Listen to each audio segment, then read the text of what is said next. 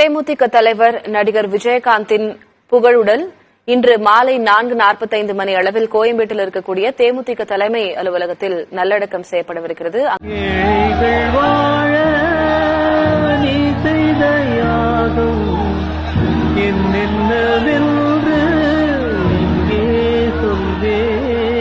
அகல் விளக்குக்கு அப்புறம் ஒரு படத்தில் நடிக்கும் போது என்னை சாப்பிட கை வைக்கும் போது கதாநாயகி வந்துட்டாங்க, வாங்க நாங்க மார்க்கெட் சாப்பிட கூட விட மாட்டேங்கிறாங்களே நினைக்கும் பொழுது சாப்பாடு நல்லா போடணும். அப்பதான் முத என்னுடைய கம்பெனி ராவுத்தர் பிலிம்ஸ் நான் ஆரம்பிச்ச உடனே எல்லாருக்கும் அப்போ வந்து பொட்டின சாப்பாடு சாதம் போட்டுக்கிட்டு இருப்பாங்க.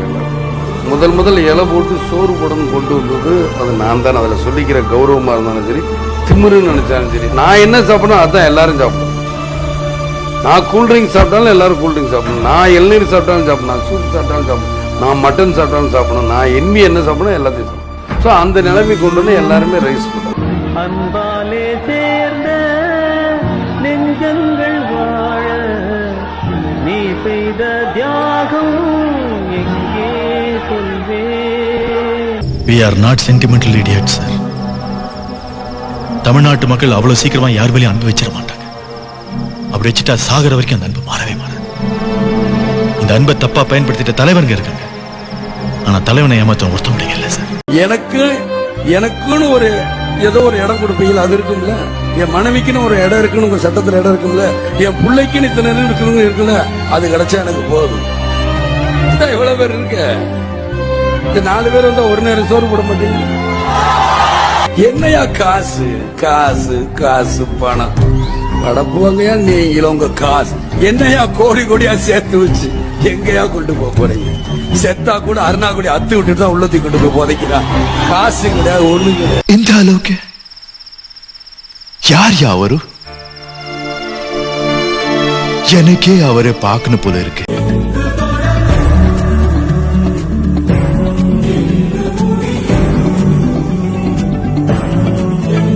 விஜயகாந்தனாவே உங்களுக்கு வந்து அச்சமின்மையும் துணிவும் தான். அவர் எதுக்கும் பயப்பட மாட்டார். நான் பார்த்து வரைக்கும் நெருக்கமாக பழகிற வாய்ப்பு எனக்கு அந்த அவர் நடித்த தவசி படத்தில் நான் தான் உரையாடல் எழுதினேன். என்ன அப்படி பார்க்குறீங்க? என் மேலே சந்தேகமா உங்களுக்கு? அப்போ அதில் அவர் கூட இருந்து பணி செய்கிற அடங்கப்பா, நான் எத்தனையோ பல்ட்டிய பார்த்திருக்கேன், இது அந்த பல்ட்டிடா சாமி. படப்பிடிப்பு தலங்களில் மனம் விட்டு பேசுகிற நிறைய வாய்ப்பை நான் பெற்றேன்.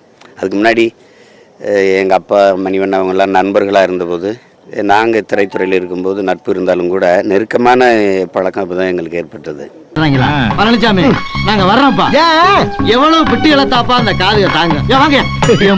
போய் எல்லாரோடமும் சமமாக பழகிற ஒரு வாய்ப்பு ஒரு மனிதர் திரையுலகில் இருந்தார் என்றால் அது அவர் தான். இது ஆக்ஷன் மேடம், மேடம் இது ஆக்ஷன். இவனோட நடவடிக்கை வெளியில விட்டு பாருங்க, அப்ப நல்லா சிரிக்கிறான் பாருங்க. இவனோட நடவடிக்கை வெளியில விட்டு பாருங்க, அவன் நல்ல ஆக்ஷன் பண்ணுவான். ஒயின் ஷாப்ல போய் நல்லா சரக்கு போட்டு நல்லாவே கிளாய்ப்பான். விஜயகாந்தை முதலமைச்சராக ஒரு கூட்டணி ஓட்டுக்கிட்டு லூசு பயலுக. அந்த கூட்டணிக்குள்ள இருக்கிற நல்லகண்ணுக்கு கால் கட்ட மயிரளவுக்கு பெறுவானடா விஜயகாந்த். காலு கட்ட மயிரளவு. திருமாவளவனுடைய போராட்டத்திற்கும் ஈகத்திற்கும் ஒரு துளி அளவு பெறுவானா விஜயகாந்த் முதலமைச்சருக்கு எத்தனை எழுத்துன்னு சொல்ல சொல்லு, பதவியை கொடுத்துருவோம். விஜயகாந்தா முதலமைச்சர் ஆக்கிரணும்னா ஆந்திராவில் ஆகு, தெலுங்கானால போய் ஆயிக்க. ஏன் ஊர்ல உனக்கு என்ன வேலை? தானே தலைவர் தன்மான தலைவர் தமிழன தலைவர். தெலுங்கு என்னடா தன்மான தலைவனுக்கு தமிழனுக்கு தன்மான தலைவன் தெலுங்கு. இங்க ஒரு ஆமை உட்கார்ந்து எங்கீங்க? இப்பதாங்க நடந்துகிட்டே போச்சு. அவர் மட்டும் இவ்வளவு நாள் ஒரு உடல் நலத்தோடு இருந்திருப்பாருன்னா தமிழ்நாட்டினுடைய அரசியல் போக்கே மாறி இருந்திரு. மாத்தினவர் தான் வந்து ஒரு முதல் தேர்தலே 6 விழுக்காடு தொட்டு, அப்போ பாராளுமன்றத்தில் 10.5 விழுக்காடு ஏறி போகிறதுங்கிறது, அதுவும் ஜெயலலிதா, கருணாநிதி போன்ற பெரிய தலைவர்கள் இருக்கும்போது அது பெரிய துணிச்சல் வேணும். அப்போ அதனால தான் சொன்ன அவர் துணிச்சல்காரர், பயப்பட மாட்டார், எது இருக்கும் கடுமையான உழைப்பாளி.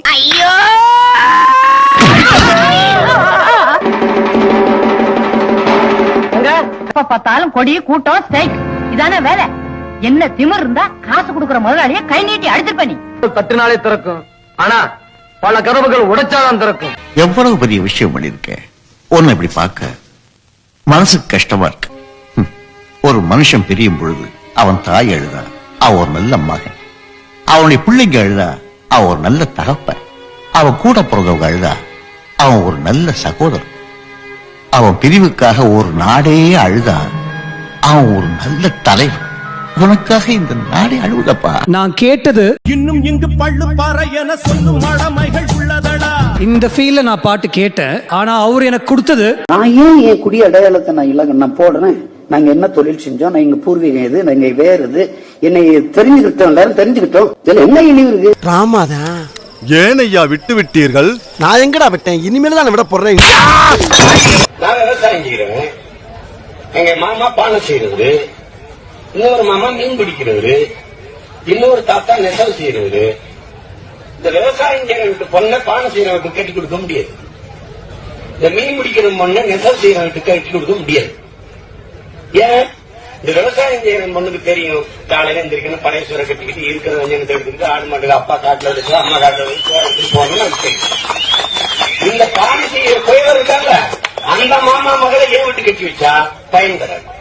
ஏன் தங்கச்சி அந்த மாமா வீட்டுக்கு மருமகளாக்குனா பயன் தராது. நீ எந்த கொம்பாதிகம்னா உலக பெரிய விஞ்ஞானி இருந்தாலும் அந்த சக்கரத்தை சுத்தி பானையை செஞ்சு அதை அப்படி நசுக்காம கையிலுக்கு போற வித்தைய உலகத்துல அவன் வித்தை இல்ல. நம்ம தான் இருக்கு. அது புரியுதா? இப்படி தூக்கும்போது கசக்குன்னு எழுந்துக்கணும். ஏன் தங்கச்சி அங்கே கூட்டி கொடுத்தா குடும்ப நாசம் இருக்கும். மீன் பிடிக்கிறவனுக்கு அதுக்கு தெரியும், எந்த மீனுக்கு எந்த கருவாத்துக்கு எவ்வளவு வத்தப்போ எவ்வளவு முப்பத்து வைக்கணும், எங்க காய வைக்கணும். அது இந்த பக்கம் இந்த விவசாய மனு தெரியாது, இந்த கோயவர் வீட்டுக்கு தெரியாது. அந்த நெசவாடி வீட்டுக்கு மீனம் பண்ண கட்டி கொடுத்தா அந்த குடும்பம் நாசம் ஆயிடும். இப்ப இதனால என்ன ஆயிடுச்சுன்னா, விவசாயி விட்டு பொண்ண விவசாயிக்கு கட்டி கொடுத்தான், விவசாயி இதுக்குள்ள சம்பந்தம் பண்ணிட்டான், கோயவர் அதுக்குள்ள சம்பந்தம் பண்ணிட்டான், மீனவன் அதுக்குள்ள பொண்ணு கொடுத்து பொண்ணு எடுத்துக்கிட்டான், அவன் நெசவாடி அதுக்குள்ள பொண்ணு எடுத்துக்கிட்டான். இது ஒரு சமூகமா மாறிடுச்சு. இப்படி என்னென்ன சொல்றோம் பாருங்க. கம்பி கட்டுற கதையெல்லாம் எடுத்து போடுறாங்க. தப்புன்னு தண்டனை கொடுக்கிற அளவுக்கு காதலன் தேசக்குத்தமா நம்ம எல்லாம் காட்டுவாசிகளா தெரிஞ்சுக்கிட்டு இருந்தவன் நம்மள மனுஷங்கள மாத்தினதே அந்த காதல் தான் சார். ஜாதி மதத்தை ஒழிக்கணும் பாராளுமன்ற சட்டத்தை போட்டு தோத்து போயிடுறீங்களே. இப்ப நான் சொல்றேன், இந்தியாவில் இருக்கிற ஒவ்வொருத்தரும் காதலிச்சுதான் கல்யாணம் ஒரு சட்டத்தை போடுங்க. அப்படி காதலிச்சு கல்யாணம் பண்ணவங்களுக்கு என்னென்ன சலுகைகள் கொடுக்குன்னு தீர்மானம் போடுங்க.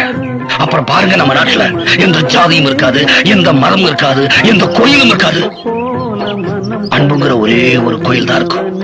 அதுல மனுஷங்கிற ஒரே மதம் தான். வாங்கி கூடுறா. நீங்க தமிழன் தானே? ஆமா. நானும். ஐயோ, நீங்க பச்சை தமிழராச்சே கேப்டன். அப்ப எனக்கு தமிழ் பிடிக்கணும் உங்களுக்கு தெரியும்ல. உங்களுக்கு தமிழ் பிடிக்கும்னு தான் உங்களுடைய கோடிக்கணக்கான ரசிகர்களுக்கும் உலகத்துல உள்ள எல்லா தமிழர்களுக்கும் தெரியுமே. அப்ப தமிழ்ல பேசி நடிக்கலாமே. பேசலாம் கேப்டன், இருந்தாலும் லேட்டஸ்ட் ஜெனரேஷன் இந்த கான்வென்ட் பிள்ளைங்களுக்கு இங்கிலீஷ்ல பேசினாதான் புரியுது. தம்பி, இப்படி சொல்லிதான் தமிழை வளர்க்க வேண்டிய நாமளே தமிழை அழிச்சுக்கிட்டு இருக்கோம். அப்பா அம்மா தமிழ்ல பேசினா பிள்ளைங்க இங்கிலீஷ்ல பேசணும்னு ஆசைப்படுறாங்க. அதுக்காக நான் ஆங்கிலம் வேணாம்னு சொல்லல. தமிழ்ங்கிறது நம்ம உடம்புல இருக்கிற 2 கண்ணு மாதிரி, ஆங்கிலங்கிறது நாம போட்டுக்கிற கண்ணாடி மாதிரி. நாம எப்பவுமே கண்ணாலதான் பார்க்கணும், தேவைப்பட்டாதான் கண்ணாடி போட்டுக்கணும். ஆஹா, சூப்பர் டயலாக் கேப்டன், நோட் பண்ணிக்கிறேன். தமிழன் என்று சொல்லடா, தலை நிமிர்ந்து நில்லடாங்கிற மாதிரி தாய்மொழிக்கும் தாய் நாட்டுக்கும் பெருமை சேர்க்கிற மாதிரி நல்ல கதை கொண்டாங்க. நான் நிச்சயமா நடிச்சுட்டேன். ஜாதி என்பது ஒரு அழகான ஒரு சொல். கலாச்சாரம், நம்முடைய பண்பாடு, நம்முடைய நாகரிகம் இருக்கிறது. இவ்வளோ வட்டங்கள் இருக்கிறது. ஆனால் அது ஒரே ஒரு வட்டம், ஜாதி என்ற ஒரு வட்டம் மட்டும் வேண்டாம் என்று ஒரு சிலர் சொல்கின்றார்கள். நம்முடைய அடையாளம் இருக்கிறது. அது இதெல்லாம் நாம் பெருமையாக பார்க்க வேண்டும். அந்த மணியை கொஞ்சம் கொடுங்களேன்.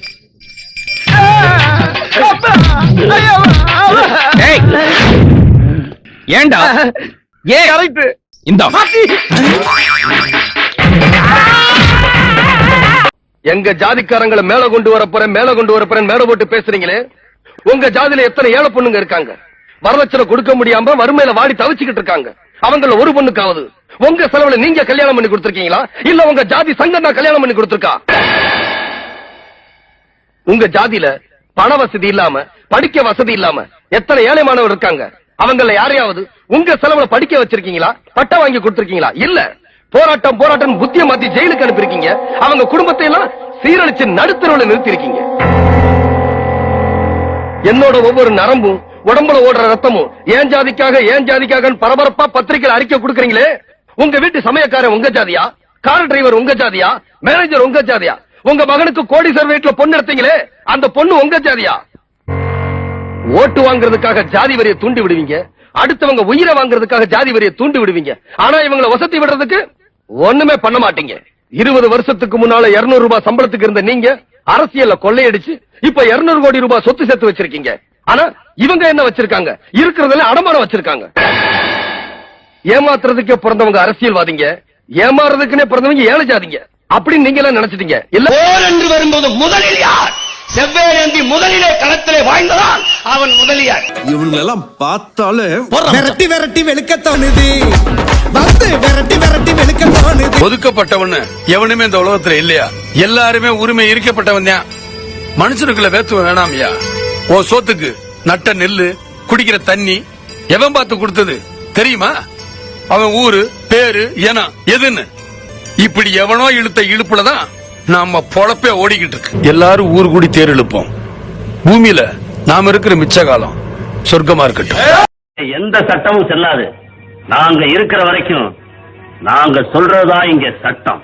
அதெல்லாம் 1901 இல்லாத வருஷத்துல, இப்போ 85 உங்க பிற்போக்குத்தனத்துக்கு முடிவு கட்டத்தான் நாங்க இங்க வந்திருக்கோம். மீண்டும் கேப்டன் ரசிகர் மன்ற சார்பாக ஒரு நன்றி சொல்லிக்கிறோம். அதாவது நேற்று கட்சி ஆபீஸ்ல ஏற்பட்ட நெருக்கடி இன்னைக்கு இந்த இடத்துல இல்ல. ஃப்ரீயா போனோம். எங்க தெய்வத்தை நடமாடிட்டு இருந்த தெய்வத்தை இன்னைக்கு சிலையா பார்த்துட்டு வந்திருக்கிறோம்.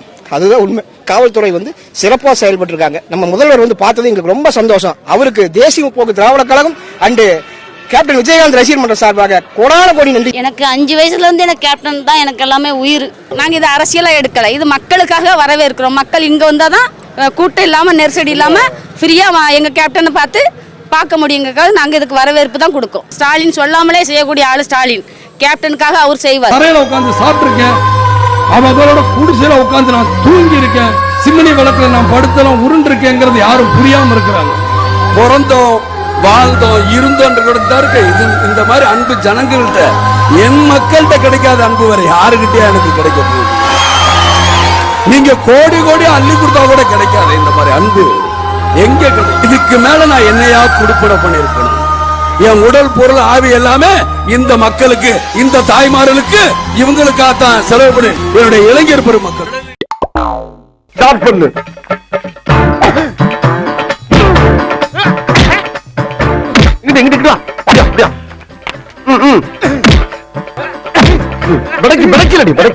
மண்டல மட்டும் அடிச்சிடாத. சரியா? உங்க வீட்டு பிள்ளையா நினைச்சு எல்லாரும் என்னை மன்னிச்சிருக்க.